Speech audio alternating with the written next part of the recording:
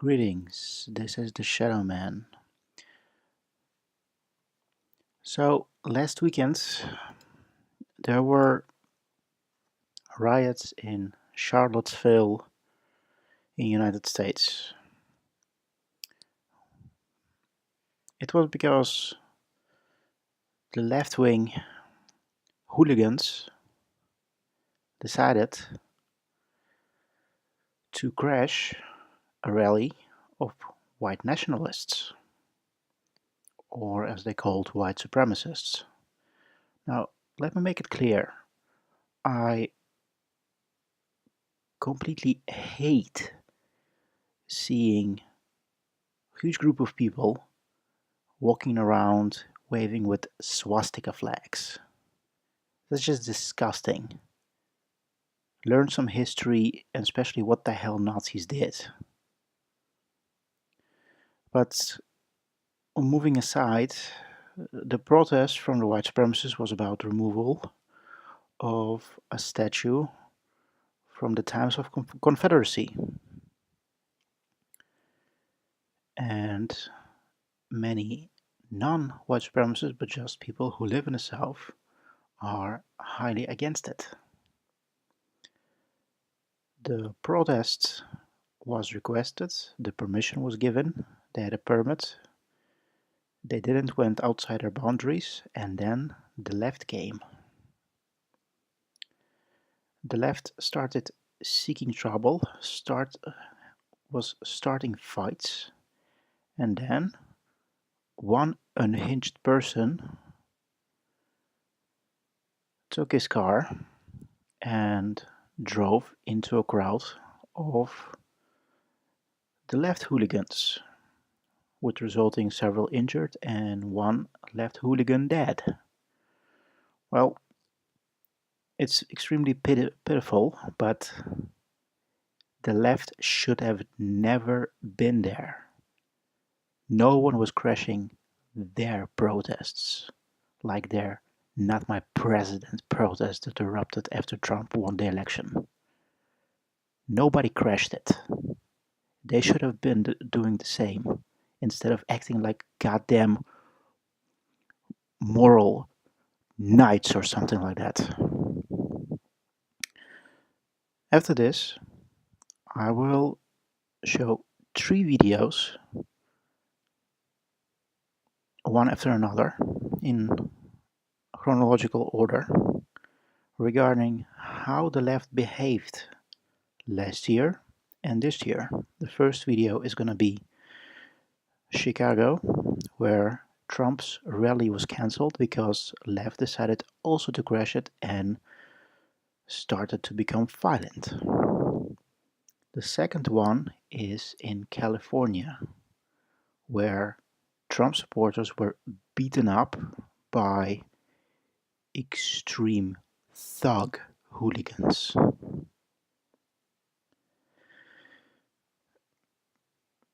Many of the current mainstream press all forgot about those events and all the things that the left did, and proclaiming them as the victims now.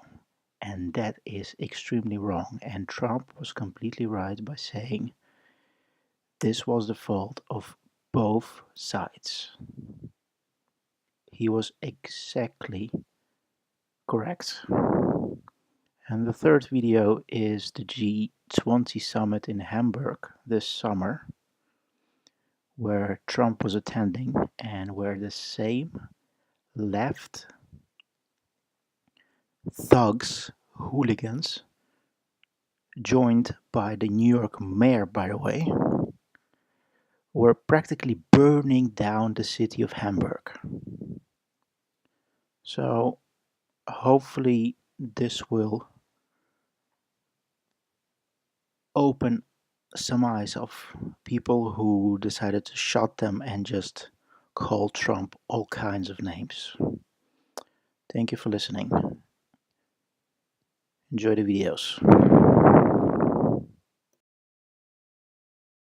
Back inside the arena where just a short time ago, when the cancellation was announced, fights broke out inside the arena between protesters and Trump supporters. And you're looking at the video from the fights that did break out after that announcement. John Roberts is inside the arena and joins us now on the phone. John. Hey, Greta, good evening to you. Yes, we're out here down in front of the stage where Donald Trump was supposed to be speaking, but decided for safety reasons that it was better if he did not take the stage tonight.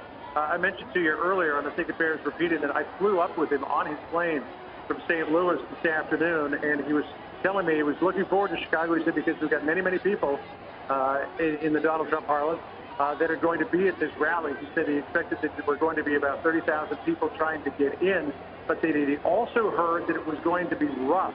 Now, he travels with a contingent of the Secret Service on his plane, and perhaps they had some intel from here on the ground, or maybe he heard from his advance people that there were so many people who were in the crowd here in the arena and outside, and a number of protesters as well, because even though they may not be waving their signs around, they're pretty easy to identify because of the fact that they do come in with a sort of anti-Trump attitude. And they probably had some idea that there were going to be mass protests here on the floor, and this would have come just a number of hours after Donald Trump's rally in St. Louis at the Peabody Opera House was interrupted for 10, almost 15 minutes by a fairly large group of protesters who refused to leave, linked arms, and were making it very, very difficult for the police to get them out. I actually was talking to a person who was with the Trump campaign, the one who actually drove us to the airport, who was involved in trying to break up that crowd, and got whacked pretty hard on the back of the head. So it was a potentially dangerous situation there, and a very volatile situation here on the floor at this pavilion, but thankfully one that ended relatively peacefully. Maybe a couple of punches thrown, Greta, that you saw from our pool camera as it swept the room, but now the arena floor and the arena itself virtually empty, just a few stragglers, most of them Trump supporters just kind of hanging out to see what might happen. But the police have really cleared this place out quite well. So the only thing that may go on from here, as Jeff Block was saying, was there could be some, quote, celebrating on behalf of the participants on both sides of the fence here as they disperse back into the streets of Chicago. John, I don't suppose any of the protesters have said anything to you about the fact that the irony of it is that in many of the old protests, it's to protest something like war. Here that they are exercising their First Amendment right to protest they're using free speech to shut down free speech. And that appears to be the case. And what's really interesting about that too, Greta, is the fact that at his rally in St. Louis, and he has mentioned this before, Donald Trump talks about that time in Seattle last August when Marissa Johnson, a Black Lives Matter representative and a friend of hers, interrupted Bernie Sanders' event in downtown Seattle, took over the microphone, and would not let him speak. And eventually Sanders just kind of walked away. And Trump suggesting that that's kind of sad commentary on what's going on in this world. This is what he says at his rallies. And now it appears that his rally has been shut down, if not by the threat of protest, by the potential for violence here. So interesting to see that just a few hours ago he was talking about this very thing, and here it comes to pass in the city of Chicago. Greta. Fox News alert. Chaos in Southern California. Protesters smashing cop cars, blocking traffic, and leaving each other bloody outside a Donald Trump rally. Cops in riot gear then trying to calm the out-of-control situation and arresting then nearly 24 people. Let's get right to Robert Gray. He's live for us in Los Angeles with some new information breaking overnight. Good morning, Robert. Hey, good morning, Heather. That's right. The anti-Trump crowd stomped and damaged cars, including at least one police cruiser, painting messages on cop cars and puncturing the tires of a police SUV. Now, the mobs brought traffic to a halt, throwing rocks at motorists, waving American and Mexican flags while shouting their opposition to the Republican frontrunner.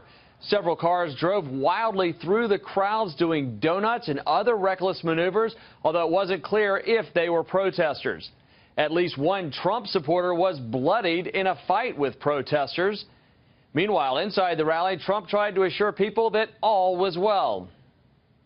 Our rallies are the safest place to be on earth, believe me. 31,000 people tonight, and we have thousands of people outside where they can't get in. Well, police on horses and officers with riot gear eventually broke up the melee. Many in the crowd appeared to be Latinos in their late teens or early 20s. The Orange County Sheriff reporting on Twitter that there were some 20 arrests made, but no major injuries. Trump came to California from Indiana, where he picked up a strong endorsement from former Hoosier basketball coach Bobby Knight. California Republicans, meanwhile, are meeting this weekend near San Francisco to hear from the candidates in advance of the state's June 7th primary. Donald Trump and Ohio Governor John Kasich are scheduled to speak today. Senator Ted Cruz and his VP choice, Carly Fiorina, will appear tomorrow. GOP voters in California will determine if Donald Trump gets the 1,237 delegates needed to secure the party's nomination ahead of the Republican National Convention. Heather, back to you. Robert Gray live for us. Thank you, Robert.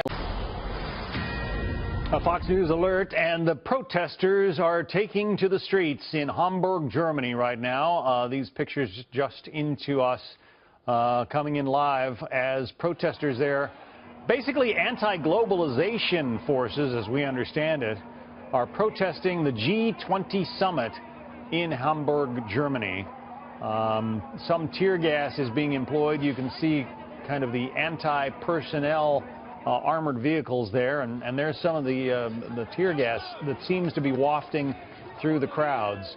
Obviously, a tense time in Hamburg as the leaders of the top 20 economies of the world have gathered there to talk about the world economic situation and, you know, try to make things better for all of us. But these protesters are having none of it. There go the water cannons, very effective in keeping protesters at bay, knocking them off their feet in a non-lethal way. That's what often happens.